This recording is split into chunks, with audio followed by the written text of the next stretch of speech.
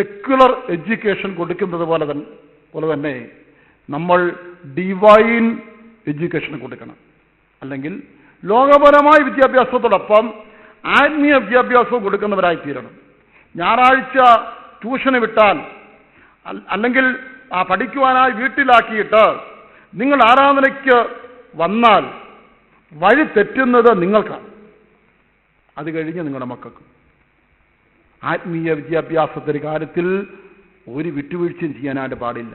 Sunday school, ആരാധന, ഇതിൽ പങ്കെടുക്കുന്നതിനാൽ mark കുറയുന്നെങ്കിൽ അതിൽ നിങ്ങൾ തൃപ്തിപ്പെടുകയും മക്കളെ തൃപ്തിപ്പെടാൻ പഠിപ്പിക്കുകയും ചെയ്യണം. ഈ ഞായറാഴ്ച ആരാധനയും സൺഡേ സ്കൂളുടെ മുടക്കി എൻ്റെ മോള് 99% മാർക്ക് മേടിക്കുന്നതിനേക്കാൾ ഇതിലൊക്കെ പങ്കെടുത്തിട്ട് 79 കിട്ടുന്നതിന് അത് മതി മകളെ, അതിനാൽ ഉണ്ടാകുന്ന ഒരു നന്മ നിനക്ക് മതി എന്ന് അവരെ ബോധ്യപ്പെടുത്തുകയും നമ്മൾ സ്വയം ബോധ്യപ്പെടുകയും ചെയ്യുന്നതിലൂടെയാണ് നമുക്ക് അവരെ ശരിയായ ലക്ഷ്യത്തിലേക്ക് എത്തിക്കാൻ കഴിയുന്നത്. നമ്മൾ മക്കൾക്ക് വേണ്ടിയാണെന്ന് പറഞ്ഞ് ഞായറാഴ്ച ജോലി ചെയ്തും വാഹനം ടാക്സി ഓടിയും വ്യാപാരം ചെയ്തും പണം ഉണ്ടാക്കിയാൽ നമ്മുടെ ലക്ഷ്യം തെറ്റിപ്പോകും. ലോകത്തിൽ അവരൊരു പക്ഷേ ചെറിയവരായിരുന്നാലും ഒരു ദൈവസന്നിധിയിൽ വലിയവരായി തീരട്ടെ. ലൂക്കോസിന്റെ സുവിശേഷം 1-ാം അധ്യായം 14-15 എന്ന വാക്യങ്ങളിൽ സ്നാപക യോഹന്നാനെ കുറിച്ച് അങ്ങനെയാണ് പറയുന്നത്. വായിച്ചാട്ടെ. നിനക്ക് സന്തോഷവും ഉല്ലാസവും ഉണ്ടാകും, അവന്റെ ജനനത്തിങ്കൽ പലരും സന്തോഷിക്കും, അവൻ കർത്താവിന്റെ സന്നിധിയിൽ വലിയവനാകും. അവന്റെ ജനനത്തിങ്കൽ പലരും സന്തോഷിക്കും. അടുത്തത്, അവൻ കർത്താവിന്റെ സന്നിധിയിൽ വലിയവനാകും. കർത്താവിന്റെ സന്നിധിയിൽ വലിയവനാകും. ശ്രദ്ധിക്കുക, നിങ്ങളുടെ കുഞ്ഞുങ്ങൾ ലോകത്തിലൊപ്പം ചെറുതായി പോയാലും കർത്താവിന്റെ സന്നിധിയിൽ വലിയവരാകണം എന്ന ചിന്ത നിങ്ങൾക്കും അത് മതിയെന്നുള്ള ചിന്ത മക്കളിലും ഉരുവാകണം. സ്വർഗം, നരകം, ഇതൊക്കെ നമ്മൾ ചെറുപ്പത്തിലേ മക്കളെ പഠിപ്പിച്ചിരിക്കണം. ഈ ലോകം നശ്വരമാണ്. ഇവിടെ എന്തെല്ലാം നേടിയാലും ഏതെല്ലാം ആയാലും ഈ ലോകം നശ്വരമാണ്. ഒരു നിത്യതയുണ്ട്. യേശുക്രിസ്തുവിന് വീണ്ടും വരവുണ്ട്. നാം ഒരുങ്ങണം. ഇവിടെ ഒരു എതിർക്രിസ്തുവിന് ഭരണമുണ്ട്. അതൊരു ഭീകര ഭരണമാണ്. ഇവിടെ ഒരു പീഡാകാലമുണ്ട്. ഇതെല്ലാം വളരെ ചെറുപ്പത്തിലെ തന്നെ മക്കൾ കേട്ടു വളരുവാൻ ഇടയായിത്തീരണം. ക്രൈസ്തവ കുടുംബത്തിൽ ജനിച്ച ദൈവമക്കളായി തീർന്നവരിൽ 86% 15 വയസ്സിന് മുമ്പ് രക്ഷിക്കപ്പെട്ടവരാണ് പോലും. അപ്പോൾ നിങ്ങളുടെ കുഞ്ഞുങ്ങൾ രക്ഷാനിർണയം പ്രാപിച്ചുവെന്ന് ഉറപ്പ് വരുത്തേണ്ടത് നന്നേ ചെറുപ്പത്തിൽ തന്നെ ഉറപ്പ് വരുത്തണം. അതല്ലാതെ സ്കൂളിന് വിടുന്നുണ്ട്, ആരാധന എൻ്റെ കൂടെ വന്നിരിക്കുന്നുണ്ട്, അവിടെ ബൈബിൾ വായിക്കുന്നുണ്ട് എന്ന് ചിന്തിച്ചുകൊണ്ട് മാത്രം ജീവിക്കരുത്. നിങ്ങളുടെ കുഞ്ഞുങ്ങൾക്ക് രക്ഷയെക്കുറിച്ച് മനസ്സിലാക്കുവാനും കർത്താവിനായ ഹൃദയം കൊടുക്കുവാനും പ്രാപ്തിയാകുന്ന സമയമെന്നോ അന്ന് തന്നെ കർത്താവ് രക്ഷിതാവായി സ്വീകരിക്കത്തക്കവണ്ണം നമ്മളൊരു ഒരുക്കണം. അങ്ങനെ ഒരു പ്രായം കഴിഞ്ഞിട്ടും അങ്ങനെ ഒരു തീരുമാനത്തിൽ വന്നില്ല എന്ന് തോന്നുന്നെങ്കിൽ നിങ്ങൾ അതിന് പ്രാപ്തരെ ആരൊക്കെ ഉണ്ടെങ്കിൽ നിങ്ങൾ സംസാരിപ്പിച്ച് അവരെ രക്ഷാനിർണയത്തിലേക്ക് കൊണ്ടുവരണം. അതാവശ്യമാണ്. ടിവിയുടെ മുൻപിൽ ഇരുന്ന കമ്പ്യൂട്ടർ ഗെയിംസിനൊക്കെ അടിമകളായി ഇരിക്കുന്നതായ കുഞ്ഞുങ്ങൾ, മാതാപിതാക്കളോട് മത്സരിക്കുന്ന കുഞ്ഞുങ്ങൾ, ഇവരൊക്കെ നരകത്തിൽ കിടക്കുന്നതായി അടുത്ത കാലങ്ങളിൽ ദർശനം കാണുന്നവർ കാണുന്നുണ്ട്. ഇത് കുഞ്ഞുങ്ങളെ പറഞ്ഞ് മനസ്സിലാക്കണം. ഇല്ലാതെ ഇതൊക്കെ മുതിർന്നവരുടെ കാര്യമാ, സ്വർഗോപരോഗത്തിൽ അപ്പൂപ്പനാകുമ്പോൾ വിഷയമാ. ഇല്ല, ദുഃഖകരമായ കാര്യം പറയുന്നു.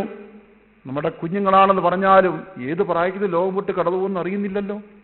അതുകൊണ്ട് കാര്യഗ്രഹിക്കാൻ വയസ്സായാൽ രക്ഷാനിർണയത്തിലേക്ക് അവരെ കൊണ്ടുവരണം.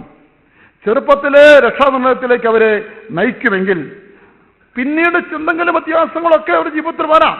പോകുമ്പോഴോ വരുമ്പോഴോ കുട്ടികളുടെ തെറ്റുകൾ കുറ്റങ്ങൾ വരാമെങ്കിലും അവരുടെ ആ രക്ഷാനിർണയത്തിന് ഓർമ്മ, കർത്താവിനായ ഹൃദയം കൊടുത്തിന് ഓർമ്മ ഒരു നല്ല അന്ത്യഘട്ടം അവർക്ക് കൊടുക്കും. ഒരു ഉദാഹരണം കേൾക്കണമോ? ഒരു വീട്ടിൽ ക്രിസ്തീയ കുടുംബത്തിൽ ജനിച്ച ഒരു വ്യക്തി പ്രായമായി മരണക്കിടക്കയില്ല. മക്കളൊക്കെ രക്ഷിക്കപ്പെട്ടവരാണ്.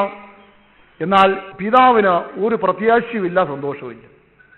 നിരാശയോടെ മരിക്കുമെന്ന നിലയിലാണ്. ഈ മക്കൾ വളരെ ദുഃഖിച്ചു. ഈ നിലയിൽ അപ്പൻ മരിച്ചാൽ സ്വർഗത്തിൽ കാണത്തില്ല. അതുകൊണ്ട് എന്ത് ചെയ്യണം? അവരൊരു സുവിശേഷകനെ അറിയിച്ചു. ദയവായി വന്ന് നിങ്ങളുടെ പിതാവിനോട് നിത്യതയെക്കുറിച്ചും പ്രത്യാശയെക്കുറിച്ചൊന്ന് പറയണമെന്ന് പറഞ്ഞു. ആ ശുശ്രൂഷകൻ വന്ന് ഒത്തിരി കാര്യമൊക്കെ പറഞ്ഞു. ആ അപ്പച്ചൻ ഭാഗ്യവാനാണല്ലോ, ഇത്രയും പ്രായം വരെ ആയുഷ് തന്നല്ലോ, മക്കളെ തന്നല്ലോ, അവരുടെ നന്മ ഇതൊക്കെ പറഞ്ഞു. മുഖത്തിനൊന്നും ഒരു പ്രത്യാശയുമില്ല.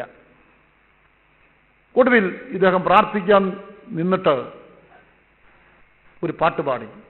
ഇമ്മാനുവേൽ തൻ ചങ്കതിൽ നിന്നൊഴുകും രക്തം പാപക്കറ നീക്കുമതിൽ മുങ്ങി തീർന്നാലാരും എൻ പേർക്കേശു മരിച്ചെന്ന് ഞാൻ വിശ്വസിക്കുന്നു. പാപക്കറ എന്നിൽ നീക്കാൻ രക്തം ചിന്തിയേശു. ഈ പാട്ട് പാടി തീരുന്നതിന് മുമ്പ് ആ മനുഷ്യന്റെ കണ്ണുകളെല്ലാം വിടർന്നു. അദ്ദേഹം ചിരിച്ചു. അദ്ദേഹം പറയാണ്, ഞാൻ സൺഡേ സ്കൂളിൽ പഠിക്കുമ്പോൾ പഠിച്ച ഒരു പാട്ടാ, ഞാൻ എൻ്റെ ഹൃദയവേശിയൊരു കൊടുത്തതാ. കർത്താവിന്റെ പാപങ്ങളെല്ലാം ക്ഷമിച്ച് എൻ്റെ പേര് ജീവന പുസ്തകത്തിൽ എഴുതിയിട്ടുണ്ട്. ചെറുപ്പത്തിൽ ഹൃദയം കൊടുത്തത് ഓർമ്മ വരികയും ഇടക്കാലിൽ വന്ന ദൈവസ്നേഹത്തിന് കുറവുകളെ പരിഹരിച്ച് സന്തോഷത്തോടെ, രക്ഷാകരണ ഉറപ്പോടെ, പ്രത്യാശയോടെ നല്ലൊരു അവസാനമുണ്ടായി. ചെറുപ്പത്തിൽ തന്നെ മക്കളെ രക്ഷയിലേക്ക് നയിക്കുമെങ്കിൽ പിന്നീട് ചില വ്യതിയാനങ്ങൾ വന്നാൽ പോലും കുറെ ചാഞ്ഞും ജരിഞ്ഞും ആടിയും ഉലഞ്ഞ ശേഷം മക്കളുടെ ജീവിതമാണ് കപ്പൽ സ്റ്റഡിയാകും. അത് നമ്മൾ ശ്രദ്ധിക്കേണ്ട ഒരു കാര്യമാണ്. രക്ഷിക്കപ്പെട്ടവരെ ജലസ്നാനത്തിന് ആവശ്യം മനസ്സിലാക്കിയതിലേക്ക് നയിക്കണം. ഒരുപാട് പ്രായപൂർത്തിയായ മക്കളെ പോലും ചില പിതാക്കന്മാർ പറഞ്ഞുകൊണ്ട്, ഞാൻ മുങ്ങാനും ഒന്നും എൻ്റെ പിള്ളേരെ നിർബന്ധിക്കത്തില്ല. അവർക്ക് എപ്പോൾ അതിനാവശ്യോധം വരുന്നോ അവർ തനിയേ ചെയ്തോട്ടെ. കൊച്ചുപ്രായത്തിൽ കുഞ്ഞ് പാല് കുടിക്കാതെയും ആഹാരം കഴിക്കാതിരുന്നപ്പം വേണമെങ്കിൽ കുടിച്ചാൽ മതി എന്ന് ജീവിച്ചോ? ഇല്ലല്ലോ. അതിനറിഞ്ഞുകൂടാ. വിശപ്പ് പോലും അറിഞ്ഞിട്ട് കരയാൻ മാത്രം അറിയാം. ആ സമയത്ത് അറിയാത്ത കാര്യം പറഞ്ഞു കൊടുത്ത് നിർബന്ധിച്ച്, മോനെ നീ മധുരമുള്ളത് മാത്രം കഴിച്ചാൽ പോരാ, നീ പാവയ്ക്കായി അല്പം കൂട്ടണം, അതിന് ചില ഇങ്ങനെ ഗുണമുണ്ട്, ഇങ്ങനെയൊക്കെ പറഞ്ഞ് അവരെ നമ്മൾ നിർബന്ധിച്ചില്ലേ? ആത്മീയ കാര്യത്തിൽ മാത്രം വേണമെങ്കിൽ ബോധ്യപ്പെടുമ്പം ഗുരുതരമായ വീഴ്ചയാണ്. ആത്മീയ കാര്യങ്ങളും അവരെ പറഞ്ഞു കൊടുക്കുകയും ഒരളവ് വരെ നമ്മൾ അവരെ നിർബന്ധിക്കുക ചെയ്യേണ്ട സ്നാനമേൽക്കണം, പരിശുദ്ധാത്മാഭിഷേകം പ്രാപിക്കണം. ഒരിക്കൽ DL മൂടി ഒരു പൊതുസ്ഥലത്ത് ഒരു കപ്പ് എടുത്ത് വെച്ചിട്ട് താൻ പറഞ്ഞു, ഈ കപ്പ് നിറയെ വായുവാണ്, ഈ വായുവിനെ എങ്ങനെയാണ് പുറത്തെടുക്കാൻ കഴിയുന്നത്? ഓരോരുത്തരും ഇപ്പം ഒരാൾ പറഞ്ഞു ഒരു പൈപ്പിട്ട് വലിച്ച വായു വിളിച്ചെടുക്കാം. പലരും പല അഭിപ്രായം പറഞ്ഞു. എന്നാൽ ഒടുവിൽ താൻ എന്ത് ചെയ്തു? ഒരു വെള്ളമെടുത്ത് ആ കപ്പിനകത്ത് നിറച്ചൊഴിച്ചു. എന്നിട്ട് പറഞ്ഞു, ഇതാ വായു എല്ലാം പുറത്തായി. അഥവാ ക്രിസ്തുവിനാൽ ഒരു വ്യക്തി നിറയ്ക്കപ്പെടുമ്പോൾ, പരിശുദ്ധാത്മാവ് നിറയ്ക്കപ്പെടുമ്പോൾ അകത്തുള്ള അന്യമായതെല്ലാം പുറത്തു പോകും. നമ്മുടെ മക്കളെ നാം പരിശുദ്ധാത്മാഭിഷേകത്തിലേക്ക് വഴി നടത്തണം. അത് നമ്മുടെ ഒരു കടമയാണ്. അത് അവരുടെ സമയത്ത് അവർക്ക് തോന്നുന്നതിലാകട്ടെ എന്ന് പറഞ്ഞ് ഒഴിയുന്നത് ഒരു പാപം തന്നെയാണ്. നാം നിത്യതയ്ക്കായി അവരെ ഒരുക്കുന്നവരായിത്തീരണം. നാം അവരെ നിത്യതയിലേക്ക് എന്ന ലക്ഷ്യത്തോടുകൂടെ വളർത്തണം. അതുകൊണ്ടാണ് ഇയ്യോബ് ഇങ്ങനൊരു വാക്ക് പറഞ്ഞിട്ടുണ്ട്, എൻ്റെ മക്കൾ എന്നെ ചുറ്റുവിരിക്കുകയും, ഇയ്യോബിന്റെ പുസ്തകം 29-ാം അധ്യായത്തിൽ, എൻ്റെ മക്കൾ എന്നെ ചുറ്റുവിരിക്കുകയും സർവ്വശക്തനോട് വസിക്കുകയും ചെയ്തതായ കാലത്തിലേക്ക് മടങ്ങി വന്നികൾ കൊള്ളാമായിരുന്നു. ഇവിടെ തന്നെ നമ്മുടെ മക്കളെ ചുറ്റുവിരുത്തുക മാത്രമല്ല, നിത്യതയിൽ നമ്മുടെ മക്കൾ നമ്മോടുകൂടെ ഉണ്ടായിരിക്കണം എന്നുള്ള നിഷ്ഠ നമുക്ക് വേണം. ആ ലക്ഷ്യത്തോടുകൂടെ പ്രവർത്തിക്കണം. എൻ്റെ മക്കൾ ആ നിത്യതയിലായിരിക്കണം. ശ്രദ്ധിക്കുക, നിത്യതയിൽ ഓരോ മനുഷ്യർക്കും ദൈവത്തിന് പ്ലാൻ പ്രകാരമുള്ള നിലയിലായില്ലെങ്കിൽ അത് പരാജയമാണ്.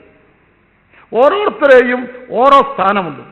നോക്കുക, ഈ സ്റ്റാൻഡിന് ഒരു ഒരു പ്രാധാന്യമുണ്ട്, കേബിളിന് ഒരു പ്രാധാന്യമുണ്ട്, ഈ മൈക്രോഫോണിന് പ്രാധാന്യമുണ്ട്, ഈ മേശയ്ക്കൊരു ധർമ്മമുണ്ട്.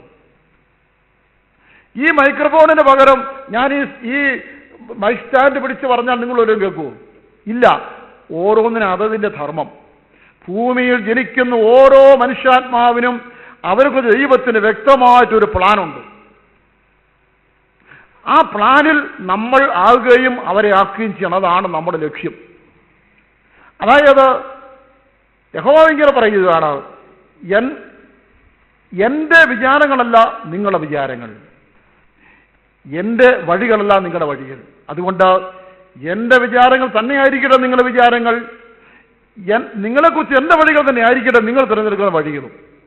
നമ്മുടെ മക്കളെക്കുറിച്ചുള്ളതായ ദൈവത്തിൻ്റെ വഴി വേദപുസ്തകത്തിലെ ഉടനീളം നോക്കിയാൽ ഓരോരുത്തരും ജനിക്കും മുമ്പേ തന്നെ ഓരോരുത്തരെയും പ്രത്യേകമായ പ്ലാനോടുകൂടെയാണ് ഈ ഭൂമിയിലേക്ക് അയച്ചത്. ശിംശോൻ ജനിക്കും മുമ്പേ തന്നെ ന്യായാധിപനായിട്ടാണ് ഭൂമിയിൽ ജനിക്കുമാറാക്കിയത്. ദാവീദ് ജനിക്കുമ്പോൾ തന്നെ അവൻ ഇസ്രായേലിലെ രാജാവെന്ന് ദൈവം ഉന്നയിച്ചിരുന്നു. ഇരമ്യാവ് അമ്മയുടെ ഉദരത്തിലായിരിക്കുമ്പോൾ തന്നെ അവനെ ദൈവം വിശുദ്ധീകരിച്ച പ്രവാചകനായി വേർതിരിച്ചിരുന്നു.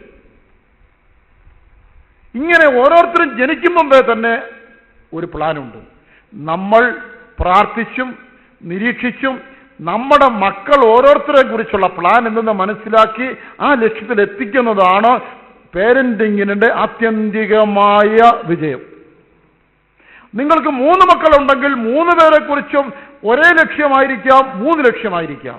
അതിൽ നാം എത്തിക്കേണ്ടത് ആവശ്യമാണ്. അഥവാ നാം നമ്മുടെ മക്കളെ ദൈവത്തിന് കൊടുക്കണം, അതും ശ്രേഷ്ഠമായത് കൊടുക്കണം. ഈ കുഞ്ഞുങ്ങളെ ഗംഗാനദിയിൽ എറിഞ്ഞു കൊടുക്കുന്നൊരു പതിവ് ഹിന്ദുക്കൾക്കുണ്ട്. ഒരിക്കൽ ഒരു സ്ത്രീ 2 കുഞ്ഞുങ്ങളുമായി ഗംഗാതീരത്തിലേക്ക് നടന്നു വന്നു. അതിൽ ഒരു കുട്ടി വികലാംഗനും അന്ധനുമാണ്, അടുത്ത കുട്ടി ഒരു കുഴപ്പമില്ലാത്തൊരു കുട്ടിയാണ്. അപ്പോൾ അമ്മയുടെ കരം ഗ്രഹിച്ച് കൂപ്പുകൈയോടെ നിന്നതായ ആ കുഴപ്പമില്ലാത്ത കുട്ടിയെ നേരെ ഗംഗയിലേക്ക് ആ അമ്മ വലിച്ചെറിഞ്ഞു. ഗംഗാദേവിക്ക് മകനെ കൊടുത്തു. കണ്ടുനിന്ന ആൾ ചോദിച്ചു, നിങ്ങൾക്ക് ഒരു കുട്ടിയെ മാത്രമാണ് കൊടുക്കാനുണ്ടായിരുന്നെങ്കിൽ അന്ധന വികലാംഗനുമായ കുട്ടിയെ കൊടുക്കാമായിരുന്നില്ലെന്ന് ചോദിച്ചു. ഒരു വിദേശിയും ക്രിസ്ത്യാനിയ ആളാണ് ചോദിച്ചത്. അപ്പോൾ ആ മാതാവ് പറഞ്ഞതായ മറുപടി, ഞങ്ങളുടെ ദൈവം ഞങ്ങളിൽ നിന്ന് ഏറ്റവും ശ്രേഷ്ഠമായത് മാത്രമേ സ്വീകരിക്കുകയുള്ളൂ, യാഗം ഊനമില്ലാത്തതായിരിക്കണമെന്ന്. ശ്രദ്ധിക്കുക, ഹൈന്ദവ വിശ്വാസത്തിൽ ഗംഗാനദിയിലേക്ക് സ്വന്തം മക്കളെ വലിച്ചെറിഞ്ഞു കൊടുത്ത് ദൈവത്തിന് കൊടുക്കുന്ന ഒരു പണി, അതും വികലാംഗനും അന്ധനുമായ കുഞ്ഞിനെ നിർത്തിയിട്ട് ആരോഗ്യവാനും സമർത്ഥനുമായ കുഞ്ഞിനെ കൊടുക്കാൻ തയ്യാറാകുന്നെങ്കിൽ നാം നമ്മുടെ മക്കളിൽ ഏറ്റവും മെച്ചമായതിനെ ദൈവത്തിന് കൊടുക്കുന്നവരായിട്ട് മാറണം. അതാണ് നമുക്ക് മക്കളെ തന്നതിലൂടെ ദൈവത്തിൻ്റെ ലക്ഷ്യം എന്ന് പറയുന്നത്. ആത്മീയ യുദ്ധക്കളത്തിലേക്ക് മക്കളെ അയച്ച ഒരു അമ്മയെക്കുറിച്ച് വായിക്കുന്നതിനിടയായിട്ടുണ്ട്. ഒരു ദിവസം സഭാ ശുശ്രൂഷകൻ സമാജനങ്ങളുടെ ഭവനം സന്ദർശിക്കുകയായിരുന്നു. അങ്ങനെ നടന്നൊരു ഭവനത്തിന് കഥകൾ മുട്ടിയപ്പോൾ ഒരു വീട്ടമ്മ വന്ന് കഥവ് തുറന്നു. അവൾ കണ്ണുനീര് തുടച്ചുകൊണ്ടാണ് തുറന്നത്. അപ്പോൾ ശുശ്രൂഷൻ ചോദിച്ചു, എന്തു പറ്റി? ഓ, ഞാൻ എൻ്റെ കർത്താവിന് വേണ്ടി ഒന്നും ചെയ്തിട്ടില്ല പാസ്റ്റർ. പിന്നെയും കണ്ണു നിറഞ്ഞ് തുളുമ്പുകയാണ്. അപ്പോൾ ഈ പാസ്റ്റർ ചോദിച്ചു, നിങ്ങൾ കർത്താവിന് വേണ്ടി അല്ലേ ഇത്രയും നാൾ ജീവിച്ചത്? ഭർത്താവ് മരിച്ചിട്ട് നിങ്ങൾ വിശ്വസ്തയോടെ 4 ആൺമക്കളെ പോറ്റി പുലർത്തിയില്ലേ? അപ്പോൾ അവൾ പറയുകയാണ്, ശരിയാണ് പാസ്റ്റർ, ഞാൻ അവർക്ക് 3 നേരം വെച്ച് വിളമ്പി, പാത്രം കഴുകി, തറ തുടച്ചു, തുണിയലക്കി. എന്നാൽ ഈ കർത്താവിന് വേണ്ടി ഒന്നും ചെയ്യാതെ അവന്റെ സന്നിധിയിൽ വെറുങ്കൈയാഴ്ച നിൽക്കുന്നത് എനിക്ക് ഓർക്കാൻ പോലും കഴിയുന്നില്ല പാസ്റ്റർ. പിന്നെയും കരയുകയാണ്. പക്ഷേ വാസ്തവം എന്താണെന്നറിയാമോ? അവർക്ക് 4 ആൺമക്കളുണ്ട്. അവർ 4 സുവിശേഷകന്മാരുടെ പേരാണ് അവർക്ക് ഇട്ടിരിക്കുന്നത്. Matthew, Mark, Luke, John. അങ്ങനെയാണ് വളർത്തിയിരിക്കുന്നത്. അപ്പോൾ ഈ ശുശ്രൂഷകൻ ചോദിച്ചു, ആട്ടെ നിങ്ങളുടെ മക്കൾ എന്തു പറയുന്നു? അതെന്താ പാസ്റ്റർ അങ്ങനെ ചോദിച്ചത്? അങ്ങേക്കറിയാമല്ലോ, മാത്യുവിനെ സെമിനാരി പഠിച്ചിറങ്ങിയപ്പോൾ തന്നെ അങ്ങ് തന്നെയല്ലേ ചൈനയിൽ മിഷണറിയായിട്ട് പറഞ്ഞു വിട്ടത്. 2 കൊല്ലം കഴിഞ്ഞപ്പോൾ മാർക്ക് അവൻ്റെ കൂടെ ചൈനയ്ക്ക് പോയി. ലൂക്ക് പറഞ്ഞു അവൻ്റെ വിളി ആഫ്രിക്കയിലേക്കാണെന്നാണ്. അങ്ങ് തന്നെയാണല്ലോ ആഫ്രിക്കയിലെ മിഷൻ സംഘടനയുമായി പരിചയപ്പെടുത്തി അങ്ങോട്ട് പറഞ്ഞയച്ചത്. ആഫ്രിക്കയിൽ വലിയ ഉണർവ് നയിക്കുന്നതായി അവൻ്റെ ഒരു കത്തുണ്ടായിരുന്നു കഴിഞ്ഞ ദിവസം. പലരും കർത്താവിനായി സ്വീകരിക്കുന്നു എന്നൊക്കെ കത്തിൽ എഴുതിയിരുന്നു. പിന്നെ ഇളയ മകൻ ജോൺ, അവന് 19 വയസ്സ് കഴിഞ്ഞതേ ഉള്ളൂ. ഇന്നലെ ഞങ്ങൾ ഒരുമിച്ച് പ്രാർത്ഥിച്ചുകൊണ്ടിരുന്നപ്പോൾ അവൻ പറഞ്ഞു അവനും ചേട്ടൻ്റെ കൂടെ ആഫ്രിക്കയിലേക്ക് സുവിശേഷ വേലയ്ക്കായി പോവുകയാണെന്ന്. എന്നാൽ വിധവയായ അവൻ്റെ അമ്മയെ ശുശ്രൂഷിച്ച് എൻ്റെ കാലം കഴിഞ്ഞ് ആഫ്രിക്കയിൽ പോയാൽ മതിയെന്ന് കർത്താവിനോട് പറഞ്ഞത്രേ. ഇത് കേട്ടിട്ടാണ് അമ്മയ്ക്ക് സഹിക്കാൻ വയ്യാത്തത്. മനസ്സിലായില്ല? 3 മക്കളും പോയി. എന്നാൽ 4ാമത്തെ മകന് പോകാൻ തയ്യാറായപ്പോൾ പ്രതീക്ഷ തോന്നി ഏതായിരുന്നാലും ഒരു വിധവയാണ് അമ്മ, അമ്മയെ ആരും നോക്കും, അതുകൊണ്ട് അമ്മയുടെ കാലം കഴിഞ്ഞിട്ട് പോയാൽ മതി എന്ന് കർത്താവ് പറഞ്ഞെന്നാണ് മോൻ പറയുന്നത്. അത് കേട്ടിട്ട് അവനും കൂടെ എന്തുകൊണ്ടാണ് പോകാത്തെന്നാണ് ഓർത്താണ് അമ്മയുടെ സങ്കടം. ഇങ്ങനെ 4 മക്കളെ വളർത്തിയിട്ടാണോ സഹോദരി നിങ്ങൾ വെച്ചു വിളമ്പുകയും പാത്രം കഴുകുകയും കറി തുടച്ചും നിങ്ങളുടെ ജീവിതം പാഴാക്കിയെന്നും കർത്താവിനെ ഒന്നും ചെയ്തില്ലെന്നും വിലപിക്കുന്നത് എന്ന ശുശ്രൂഷകൻ ചോദിക്കേണ്ടി വന്നു. നിങ്ങൾക്ക് വേണ്ടി സ്വർഗസിംഹാസനത്തിൻ്റെ അടുത്ത ഒരുക്കിയിരിക്കുന്നതായ ആ പദവി, കർത്താവ് നിങ്ങൾക്ക് ഒരുക്കിയിരിക്കുന്നതായ മണിമേട നിങ്ങൾ കണ്ട് ആശ്വസിക്കുക എന്ന ശുശ്രൂഷകന് പറയേണ്ടി വന്നു. നമ്മുടെ മക്കളെക്കുറിച്ചുള്ളതായ ദൈവീയ പ്ലാൻ എന്തോ എന്ന് മനസ്സിലാക്കി അതിലേക്ക് അവരെ എത്ര വേഗം എത്തിക്കുന്നതാണ് നമ്മുടെ മക്കളെ വളർത്തുന്നതിൻ്റെ പ്രധാനമായ ലക്ഷ്യം. മാത്രമല്ല അവരെ രക്ഷയിലേക്കോ സ്നാനത്തിലേക്കോ നടത്തി വിശ്വാസിയാക്കുന്നതോ ഒരു ശുശ്രൂഷകനാക്കുന്നതോ കൊണ്ട് കാര്യം തീരുന്നില്ല. എന്തുകൊണ്ടെന്നാൽ അവരെ കർത്താവിന് വേണ്ടി മരിക്കുവാനും കൂടെ ഒരുക്കിയെങ്കിലേ നമ്മുടെ ദൗത്യം പൂർണ്ണമാവുകയുള്ളൂ. നിങ്ങൾ ഈ കാലങ്ങൾ കേട്ടുകൊണ്ടിരിക്കുന്നല്ലോ, IS എന്ന പേരുള്ള സംഘടന, ഇസ്ലാമിക് സ്റ്റേറ്റ്, ലോകത്തിൽ അനവധി രാജ്യങ്ങളിൽ ക്രൈസ്തവ വിമുക്തമാക്കി ഇസ്ലാമിക രാഷ്ട്രമാക്കി തീർക്കാൻ വേണ്ടി പ്രവർത്തിക്കുന്ന ഇതുവരെ ലോകം കണ്ടിട്ടില്ലാത്ത അതിക്രൂരന്മാരായ ഒരു സമൂഹമാണ്. ഇറാഖിലും സിറിയയിലും ക്രൈസ്തവർ പാർക്കുന്ന ഇടങ്ങളിൽ ഒരൊറ്റ ക്രൈസ്തവൻ ശേഷിക്കാതെ വണ്ണം തുടച്ചു നീക്കിക്കൊണ്ടിരിക്കുകയാണ്. പിഞ്ചു കുഞ്ഞുങ്ങളുടെ ചെവിയിലോട്ട് വെടിവെച്ചവരെ കൊല്ലുകയാണ്. അവിടെ തല്ലിപ്പൊട്ടിച്ച് ചെതറിക്കുകയാണ്. അവരെ തലഛേദിച്ച് പ്രദർശന വസ്തുവാക്കിയ ആ സ്ഥലത്തും അനേക അമ്മാപ്പന്മാർ വിശ്വാസം നിൽക്കുന്നു, മക്കളെയും വിശ്വാസം നിലനിർത്തുന്നു. പ്രിയമുള്ളവരെ, അങ്ങനെ ഒരു സമയം നിങ്ങളുടെ മക്കൾക്കുണ്ടായാൽ, സത്യത്തിന് വേണ്ടി ജീവൻ കൊടുത്തും നിലനിൽക്കേണ്ട ഒരാവശ്യം വന്നാൽ, ഇപ്പോൾ നിന്നെ കൊല്ലും, നീ ക്രിസ്തുവിനെ തള്ളിപ്പറയണമെന്ന് പറഞ്ഞാൽ, നിങ്ങളുടെ മക്കൾ കർത്താവിനെയും സത്യത്തെയും തള്ളിപ്പറഞ്ഞ് ആ മരണത്തിൽ രക്ഷപ്പെട്ടു കഴിഞ്ഞാൽ നമ്മൾ ഇത് ചെയ്തതെല്ലാം വെള്ളത്തിലായി. അതുകൊണ്ട് നമ്മുടെ മക്കളെ ക്രിസ്തുവിന് വേണ്ടി മരിക്കേണ്ടി വന്ന ഒരു സന്ദർഭം വന്നാലും മരിക്കുവാൻ ഒരുക്കുന്നതാണ് നമ്മുടെ പേരന്റിങ്ങിന്റെ ആത്യന്തികമായ വിജയം. ക്രിസ്ത്യാനിയായതിനാൽ വധിക്കപ്പെട്ട ട്രിവോളിയിലെ ജെറ്റൂലിയസ് എന്ന വ്യക്തിയുടെ ഭാര്യ വിധവയായ സിംബോറോസ എന്നൊരു സ്ത്രീയുടെയും മക്കളുടെയും ഒരു സംഭവകഥയുണ്ട്. ഭർത്താവിന് മരണശേഷം തൻ്റെ 7 പുത്രന്മാരെ ഈ സിംബോറോസ ദൈവഭക്തിയിൽ വളർത്തിക്കൊണ്ടുവന്നു. റോമാ സാമ്രാജ്യത്തിൽ ക്രൈസ്തവരെ പീഡിപ്പിക്കുന്ന ഒരു കാലമായിരുന്നു. അവരെ ഹെർക്കുലീസ് ദേവനെ ക്ഷേത്രത്തിൽ എത്തിച്ച് ദേവനെ കുമ്പിടുമാറാക്കുമെന്നായിരുന്നു നിർദ്ദേശം. പക്ഷേ ആ കൽപ്പന അനുസരിപ്പാൻ അവർ തയ്യാറായില്ല. തൽഫലമായി സിംബോറോസയെയും മക്കളും ക്രൂരമായി പീഡിപ്പിക്കപ്പെട്ടു. നീണ്ട മുടി ഉണ്ടായിരുന്ന സിംബോറോസയായി ഉത്തരത്തിൽ അവരുടെ മക്കളുടെ മുമ്പിൽ മുടിയിൽ കെട്ടിത്തൂക്കിയിട്ട് മർദ്ദിച്ചു. എന്നിട്ടും വിശ്വാസം തള്ളി പറഞ്ഞില്ല. ഹെർക്കുലീസിനെ വണങ്ങിയാൽ പാരിതോഷികം നൽകാമെന്ന വാഗ്ദാനം കൊടുത്തവർ ചെവിക്കൊണ്ടില്ല. കഠിനമായ പീഡനങ്ങൾ സഹിച്ചിട്ട് യേശുവിനെ തള്ളിപ്പറയാതിരുന്നതായ ആ ഭക്തിയായ സ്ത്രീയെ കഴുത്തിൽ വലിയ കല്ല് കെട്ടി നദിയിൽ താഴ്ത്തുകയായിരുന്നു. സിംബോറോസയുടെ പുത്രന്മാരും മാതാപിതാക്കൾ സേവിച്ച കർത്താവിന്റെ പാതയിൽ നിന്നും അണുവിട മാറാൻ തയ്യാറല്ലായിരുന്നു. തന്മൂലം അവരും കൊല്ലപ്പെട്ടു. മൂത്ത മകൻ ക്രൻഷിയാസിനെ കുന്തം കൊണ്ട് കഴുത്തിൽ കുത്തിയും, രണ്ടാമൻ ജൂലിയനെ നെഞ്ചിലൂടെ കുന്തം കുത്തിക്കടത്തിയും, മൂന്നാമൻ നെമേഷ്യസിനെ മാർവിലും, നാലാമൻ ലിമിറ്റിവസിനെ വയറ്റിലും, അഞ്ചാമൻ ജസ്റ്റിനസിനെ പുറത്തും, ആറാമൻ സ്റ്റക്കറ്റ്സിനെ ശരീരത്തിന് പാർശ്വഭാഗങ്ങൾ കുന്തം കൊണ്ട് കുത്തിയും കൊല്ലുകയായിരുന്നു. തന്റെ 6 ജ്യേഷ്ഠന്മാരും മരണം കണ്ട് നിന്നിട്ടും മനസ്സ് മാറാതിരുന്ന ഇളയ യൂജീനിയസിനെ ഏറ്റവും ക്രൂരമായിട്ടാണ് ആ ശത്രുക്കൾ വധിച്ചത്. അവന്റെ ശരീരം മേൽതൊട്ട് താഴെ വരെ നടുവേ പിളർന്ന് ആ പൈതലിനെ പൈശാചികമായി കൊന്നുകളഞ്ഞു. വേറൊരു ഭാഷയുണ്ട്. ഈ ഇളയ മകനെ ഉമിത്തീയിൽ ഇഞ്ചിഞ്ചായി കൊല്ലുകയായിരുന്നെന്നും മക്കളെ 7 പേരെയും കൺമുൻപിൽ കൊന്ന ശേഷമാണ് സിംബോറോസയെ നദിയിൽ എറിഞ്ഞതെന്നും ചില ഗ്രന്ഥങ്ങളിൽ കാണുന്നുണ്ട്. ക്രിസ്തീയ ജീവിതത്തിന്റെ പ്രത്യാശയും ഈ ലോകത്തിന്റെ നേട്ടങ്ങൾക്കും ഇവിടുത്തെ സൗഭാഗ്യങ്ങൾക്കും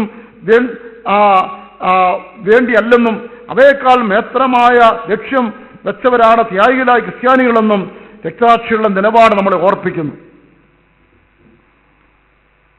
നിത്യതയെ ലക്ഷ്യമാക്കുന്നവർ ലോകത്തിലെ സൗഭാഗ്യങ്ങളും ക്രിസ്തു നിമിത്തമുള്ള കഷ്ടങ്ങളും സാരമില്ലെന്നെണ്ണണം. മരിക്കേണ്ടി വന്നാൽ മരിക്കുവാൻ തയ്യാറാകണം. നമ്മുടെ മക്കളെ ക്രിസ്തുവിലൂടെ രക്തസാക്ഷിയുമായി തീരത്തക്കവണ്ണം നാം ബാല്യത്തിലെ ഒരുക്കിക്കൊണ്ടുവരുന്നെങ്കിൽ അവരെക്കുറിച്ചുള്ള ദൈവിക പ്ലാൻ നമ്മൾ പൂർണ്ണമായി നിവർത്തിച്ചവർ എന്നുള്ള സാക്ഷ്യം സ്വർഗം സിംബോറോസിക്ക് കൊടുത്തതുപോലെ നമുക്ക് നൽകും. സർവോപരി നമ്മുടെ മക്കൾ നമുക്ക് ഉപകാരികളും ദൈവത്തിന് വിശ്വസ്തരും ആയി തീരണമെങ്കിൽ, ഈ ലോകത്തിൻ്റെ പാപവഴികളിൽ നിന്ന് ഒഴിഞ്ഞ് വിശുദ്ധന്മാരായി ജീവിക്കണമെങ്കിൽ ഏറ്റവും പ്രധാനം ഇതുവരെയും പറഞ്ഞ എല്ലാ കാര്യങ്ങളും ചെയ്യുന്നതോടൊപ്പം അവർക്ക് വേണ്ടി കണ്ണുനീരൊഴുക്കുക എന്നതാണ്. നിങ്ങൾ കേട്ടിട്ടുണ്ടാവും സെയിന്റ് അഗസ്റ്റിനെ കുറിച്ച്. സെയിന്റ് അഗസ്റ്റിൻ്റെ അമ്മയുടെ പേര് മോനിക്ക എന്നായിരുന്നു. ഈ യവനക്കാരൻ റോമിലെ തെരുവിൽ എല്ലാവിധ മ്ലേച്ഛതകളും ഒഴുകി ജീവിച്ചു. ഈ ഭക്തിയായ അമ്മ മകനെ ഓർത്തെന്ന് വിലപിച്ചു. സ്ഥിരമായി മകന് വേണ്ടി കരയുമായിരുന്നു. ആ അമ്മയുടെ കണ്ണുനീര് കൊണ്ട് മാത്രം ആ മകൻ ഒരു വിശുദ്ധനായിട്ട് മാറി. ആ സ്ത്രീ ഇങ്ങനെയാണ് പറഞ്ഞത്, ഞാൻ മരിക്കുമ്പോൾ എന്റെ ശരീരം എവിടെ അടക്കിയാലും ഒരു വിഷയമല്ല. അത്ര നിത്യതയെക്കുറിച്ച് ഉറപ്പുള്ള ഒരു സ്ത്രീയായിരുന്നു. അങ്ങനെ മകന് വേണ്ടി ദീർഘകാലം കണ്ണുനീര് ധാരധാരിയായി ഒഴുക്കിയതിന് ഫലമായി അഗസ്റ്റിൻ ഒരു നാൾ ദൈവശബ്ദം കേട്ടു. നിന്റെ പാപവുമായി നീ നരകത്തിലേക്ക് പോകുമോ അതോ പാവം കുട്ടഞ്ഞ് സ്വർഗത്തിലേക്ക് പോകുമോ? മറ്റൊരിക്കൽ എടുത്തു വായിക്കാവുന്ന ശബ്ദം കേട്ടു. അവൻ ബൈബിൾ എടുത്ത് വായിച്ചു. അങ്ങനെ അവൻ രക്ഷിക്കപ്പെട്ടു. പിന്നീട് ഒരു കത്തോലിക്ക സഭയിലെ ഒരു സന്യാസി വിഭാഗത്തിൽ കടന്നു. താൻ ലോകത്തിൽ ഒരു വിശുദ്ധനായി അറിയപ്പെടുകയാണ്. ഈ അമ്മ, ഈ മകൻ ദൈവവാഴ്ച വന്നതിന് ശേഷം മരിക്കുമ്പോൾ ഒരാൾ ചോദിച്ചു, മരിക്കുകയാണല്ലോ, മകനെ വിളിച്ചുകൊണ്ട് വരട്ടെ. മകനെ കണ്ടപ്പോൾ ഈ അമ്മ പറഞ്ഞത്, മകനെ, എൻ്റെ ആഗ്രഹം അത്രയും സാധിച്ചു കഴിഞ്ഞു. മരിക്കുന്നതിന് മുൻപ് നിന്നെ ഒരു ക്രൈസ്തവനായി കാണുവാൻ ഞാൻ പ്രാർത്ഥിച്ചതിലേറെ ദൈവം എനിക്ക് വേണ്ടി ചെയ്തു. നീ ക്രിസ്തുനാഥനിൽ വിശ്വസിക്കുക മാത്രമല്ല, ലൗകിക സന്തോഷങ്ങളെ പരിചരിച്ച് അവിടുത്തെ ശുശ്രൂഷകനായി തീർന്നിരിക്കുന്നു. ഇനി എന്താണ് എനിക്ക് ഇവിടെ വേണ്ടത്? മക്കൾക്ക് വേണ്ടി കണ്ണുനീരൊഴുക്കുമെങ്കിൽ ബാക്കി മേഖലകളൊക്കെ നമ്മൾ പരാജയപ്പെട്ടാലും നമ്മുടെ കണ്ണുനീര് ഒടുവിൽ വിജയം കാണും. നമ്മൾ ആവത പരിശ്രമിച്ചിട്ടും ശത്രു തന്ത്രപരമായി മക്കളെ വശീകരിച്ചുകൊണ്ട് പോയാൽ കൂടെ നമ്മുടെ കണ്ണുനീര് കൊണ്ട് നമുക്ക് അവരെ നേടിയെടുക്കാൻ കഴിയും. നമ്മുടെ നിരന്തര വിശ്വസ്തമായ പ്രാർത്ഥനയാണ് നമ്മുടെ കുഞ്ഞുങ്ങളെ ഈ മാലിന്യം നിറഞ്ഞ ലോകത്തിൽ പരിശുദ്ധരായി കാത്ത് നിത്യതയിൽ കൊണ്ടുപോയി എത്തിക്കുന്നത്. ദക്ഷിണ കൊറിയയെയും ഉത്തര കൊറിയയെയും വേർതിരിക്കുന്ന ഒരു പാലമുണ്ട്. ആ പാലത്തിന് ഹാർട്ട് ബ്രിക്ക് എന്നാണ് പേര്. ആ പേര് ഒരു US ഭടന്റെ പേരാണ്.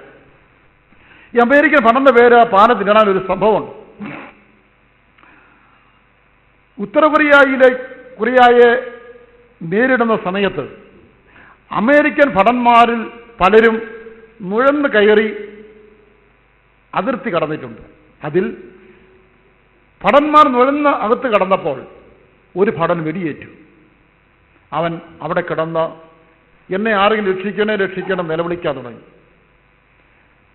അവിടെ നോക്കിയിട്ട് ഒരു ഭടന്മാരും ഈ അതിർത്തി കടന്നവനെ ചെന്ന് രക്ഷിക്കാൻ തയ്യാറല്ല. തീവ്രമായി പായുന്ന വെടിയുണ്ടകൾ, അവിടെ ഇവിടങ്ങളായി വീഴുന്ന ബോംബിന്റെ ചില്ലുകൾ തെറിക്കുന്നു. ആരും ജീവനെ ഭയന്ന് അങ്ങോട്ട് പോകുവാൻ തയ്യാറാകുന്നില്ല. അങ്ങനെ അതേസമയം ഈ മുറിവേറ്റ് കിടക്കുന്ന ഭടന്റെ ദീനരോധന അവർക്ക് സഹിക്കാനും പറ്റുന്നില്ല. ആര് പോകും എല്ലാവരും കണ്ണി നോക്കുക. അപ്പോൾ ഹാർട്ട് ബ്രിക്ക് എന്ന ഭടൻ പറഞ്ഞു, ഞാൻ പോകാമെന്ന് പറഞ്ഞു. എല്ലാവർക്കും ഒരു ആശ്വാസമായി. ഒരാൾ തയ്യാറായല്ലോ. പോകാമെന്ന് പറഞ്ഞെങ്കിലും അവൻ പോകുന്നില്ല.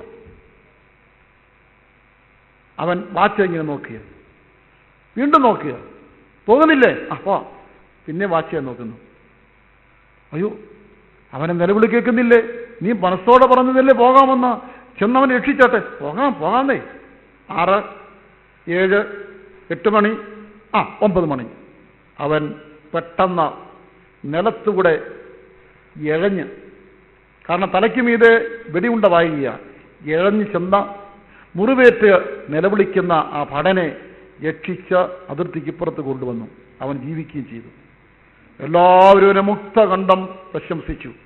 അവന്റെ ധീരതയെ അവർ വാനോളം വാഴ്ത്തി. പക്ഷേ എല്ലാവരും കൂടി ചേർന്ന് ഒരു ചോദ്യമുണ്ട്. നിങ്ങൾ ഊഹിക്കാം, എന്താണ്? നീ എന്തിനാണ് പോകാമെന്ന് പറഞ്ഞ ശേഷം വാച്ച് നോക്കി സമയം കളഞ്ഞത്? അല്പം കൂടെ നേരത്തെ നിനക്ക് പോയിക്കൂടായിരുന്നോ? നീ ഇങ്ങനെ 6, 7, 8 എന്നൊക്കെ പറഞ്ഞെന്തിനാ? അവൻ പറഞ്ഞു, അതൊരു രഹസ്യമാണ്. ഞാൻ പട്ടാളത്തിൽ ചേരുമ്പോൾ എൻ്റെ അമ്മ എന്നോട് പറഞ്ഞു, മകനെ, ഞാൻ നിനക്ക് വേണ്ടി എന്നും രാത്രി 9 മണിക്ക് പ്രാർത്ഥിക്കും. എൻ്റെ അമ്മയുടെ പ്രാർത്ഥന എന്നെ വലയം ചെയ്യുന്ന സമയത്ത് ഒരു വെടിയുണ്ടെയും ദേഹത്ത് പതിക്കില്ല എന്ന് എനിക്ക് ധൈര്യമുള്ളത് കൊണ്ടാണ് 9 മണിക്ക് തന്നെ ഞാൻ വെടിയുണ്ട ചീറിപ്പായി എന്ന പ്രദേശത്ത് നുഴന്നു കിടന്നത് എന്ന് പറഞ്ഞു. പ്രിയ അമ്മമാരെ, അപ്പന്മാരെ, നിങ്ങൾ മക്കളെ വളർത്തിയെടുക്കുന്നതിൽ അവർക്ക് വേണ്ടി ചെയ്യുന്ന എല്ലാ കാര്യത്തെക്കാളും നിങ്ങളുടെ വിശ്വസ്തയോടുള്ള പ്രാർത്ഥന ആണ് അവരുടെ തുണ. അവരേത് അപകട സ്ഥാനത്ത് പോയാലും നിങ്ങളുടെ പ്രാർത്ഥനയിൽ അവർക്ക് വിശ്വസിക്കാൻ കഴിയണം. എൻ്റെ പിതാവ് എനിക്ക് വേണ്ടി പക്ഷപാതം ചെയ്യുന്നുണ്ട്, എൻ്റെ അമ്മ എനിക്ക് വേണ്ടി പ്രാർത്ഥിക്കുന്നുണ്ട്.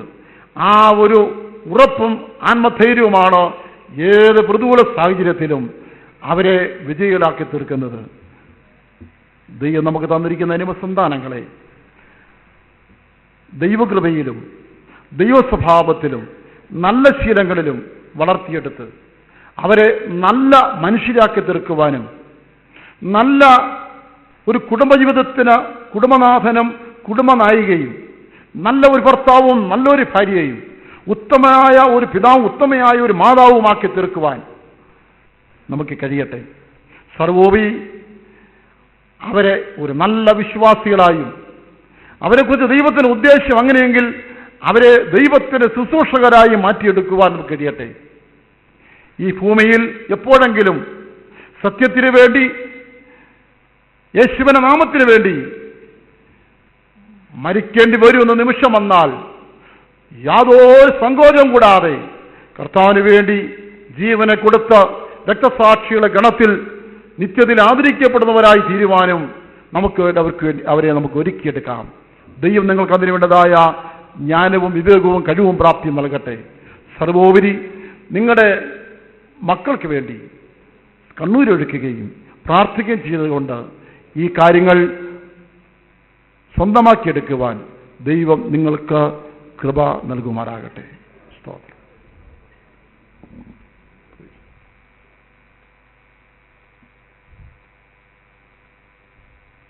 കണ്ണുകൾ അടയ്ക്കാം. ഇപ്പോൾ തന്നെ നമുക്ക് നമ്മുടെ മക്കൾക്ക് വേണ്ടി ദൈവത്തോട് അപേക്ഷിക്കാം. നമുക്ക് വേണ്ടി ദൈവത്തോട് പ്രാർത്ഥിക്കാം. കർത്താവേ, മക്കളില്ലാത്ത എത്രയോ ദമ്പതികൾ ദുഃഖിക്കുമ്പോൾ നിന്റെ മഹാകരുണയാൽ എനിക്ക് തന്ന അരുമസന്താനങ്ങൾക്കായി സ്തോത്രം. എത്രയോ പേർക്ക് അവരുടെ മക്കൾ വികലാംഗരും നിത്യരോഗികളും മന്ദബുദ്ധിയുള്ളവരായി ജനിച്ചപ്പോൾ എന്നെ നീതി കൊണ്ടല്ല, നിന്റെ മഹാകാരുണ്യം കൊണ്ട് എനിക്ക് അറിവും ബുദ്ധിയും ഉള്ളവരും പൂർണ്ണതയുള്ളതായ ഒരു മക്കളെ തന്നതിനായി സ്തോത്രം. കർത്താവേ, എത്ര പേരുടെ സന്താനങ്ങൾ അകാല ചരമമടഞ്ഞപ്പോൾ എന്റെ മക്കൾക്ക് ഇതുവരെയുള്ള ആയുസ് നീട്ടിത്തന്ന കൃപയ്ക്കായി സ്തോത്രം. എന്നെ ഏൽപ്പിച്ച ഓരോ കുട്ടിയും അതിന്റെ ആത്മാവ് മുഴുലോകത്തൊക്കെ വലുതാണെന്ന് അറിഞ്ഞുകൊണ്ട് അവരെക്കുറിച്ച് നിനക്ക് വ്യക്തമായ പ്ലാനുണ്ടെന്ന് മനസ്സിലാക്കിക്കൊണ്ട് ദൈവത്തിന് അവരെക്കുറിച്ച് പാലിലേക്ക് വളർത്തുവാൻ എന്നെ പ്രാപ്തനും പ്രാപ്തിയുമാക്കി തീർക്കണമേ. അവരെക്കുറിച്ചുള്ള ലക്ഷ്യം നിറവേറ്റുന്നതിൽ ഞാൻ സകലത്തിലും അവർക്കൊരു മാതൃകയായിരിക്കാൻ എന്നെ ശക്തീകരിക്കുമാറാകണമേ. എന്റെ മക്കൾക്ക് വേണ്ടി ചെയ്യേണ്ട കടമകൾ ചില സമയങ്ങളിൽ എന്നെ അറിയില്ലായ്മ കൊണ്ട് കഴിഞ്ഞ കാലങ്ങളിൽ മുടങ്ങിപ്പോയിട്ടുണ്ട്.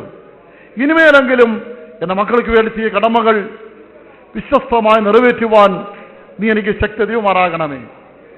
സർവോപരി ഞാൻ നിത്യതയിൽ കാണപ്പെടുമ്പോൾ എന്റെ മക്കളും എന്നോടുള്ള നിത്യതയിൽ കാണപ്പെടത്തക്കവണ്ണം സകല വിശുദ്ധന്മാരോടും കൂടെ ഞാനും ഇതാ ദൈവരിക്കുന്ന മക്കൾ എന്ന് പറയുവാനുള്ള സൗഭാഗ്യം നീ എനിക്ക് തരുമാറാകണമേ. എന്റെ മക്കൾക്ക് വേണ്ടി ഒഴുക്കേണ്ട കണ്ണുനീര് എന്റെ കണ്ണിൽ വറ്റിപ്പോകരുതേ. എന്റെ മക്കൾക്ക് വേണ്ടി പ്രാർത്ഥിക്കുന്ന ആ കടമ നിറവേറ്റാത്ത ഒരു ദിവസവും പോലും എനിക്കുണ്ടാകരുതേ. എന്റെ കർത്താവിന് വേണ്ടി ധീരതയോടെ മരണം വരെ നിൽക്കുവാൻ എന്നെ പ്രാപ്തയാക്കുന്നതോടൊപ്പം എന്റെ മക്കളെയും നിനക്ക് വേണ്ടി എന്ന നിമിഷം വരെയും നിലകൊള്ളുവാൻ പ്രാപ്തരാക്കി മാറ്റണമേ. യേശുവേ, അവിടുന്ന് വരുമ്പോൾ ഞാനും എനിക്ക് തന്ന സന്താനങ്ങളും രൂപാന്തരപ്പെട്ടെടുക്കപ്പെട്ട് നിത്യതയിൽ കർത്താവിനോടുകൂടി ആയിരിക്കാൻ സഹായിക്കുമാറാകണമേ. ഹല്ലേലൂയ.